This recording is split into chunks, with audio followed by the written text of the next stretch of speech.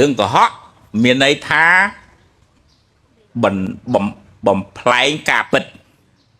chẳng á vậy trong Phật sa na mà nó anh vậy hướng tu sanh này đi nè nuôi đó nè là ngày tu sanh này đi nè nuôi ai than chạy thành cho con là của họ khác bạp tích của họ khác bạp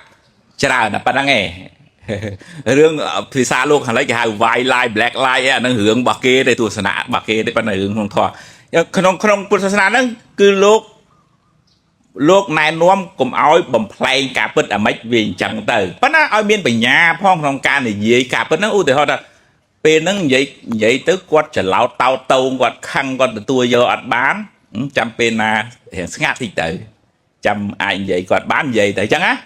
ហ្នឹងហើយមិនមែនឲ្យដាក់ម៉ាំងប្រយណាការពិតទេអាហ្នឹងមិនមែនទេតោះតែស្គាល់ការផងលោកគ្រូលើករឿងមួយលោកគ្រូបិទបញ្ចប់ហើយមាន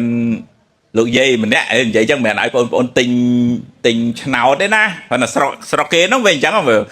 ទិញឆ្នោត$1អញ្ចឹងទៅបានប្រាក់100លាន200លានអីទៅលឺទេទាំងអស់គ្នាហើយលោកយាយទិញចុះទិញឡើងគាត់ត្រូវឆ្នោតរបស់ច្រើនរបស់គាត់ដែរចូល100លានហើយគាត់កើតជំងឺអីគេកូនខ្សោយបេះដូងអញ្ចឹងកូនចៅអត់ហ៊ានប្រាប់ទេពីព្រោះបើប្រាប់ទៅមិនបើប្រាប់ទៅ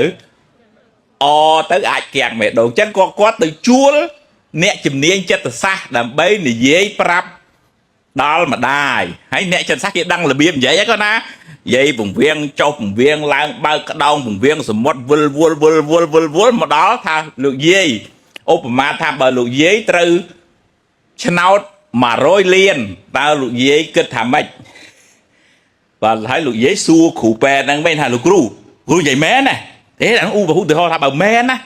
បើមែនណាខ្ញុំឲ្យលោកគ្រូពាក់កណ្ដាល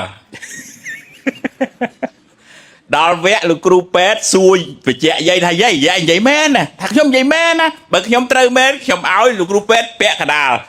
អ្នកគាំងបេះដូងមិនមែនលោកយាយណាអ្នកគាំងបេះដូងវិញណាពេទ្យគាំងបេះដូងពេទ្យវិញបាត់ហើយគឺចឹងសរុបមកវិញថាក្នុងពុទ្ធសាសនានិយាយពីរឿងការកុហកឲ្យតែកុហកគឺខុសហើយពីព្រោះវាបាត់បង់ការពិតបើតែកុហកខ្លះមានបាបតិចកុហកខ្លះមានបាបច្រើនកុហកដែលបំផ្លាញគេអានឹងបាបច្រើនកុហកថាឯងអត់ប្រឹងរៀនហើយចាំមើលអញខ្លាស៊ីស្អីឧទាហរណ៍អញ្ចឹងណាអាហ្នឹងវាបាបតិចអញ្ចឹងទៅប៉ុណ្ណឹងចាស់អាមោទនា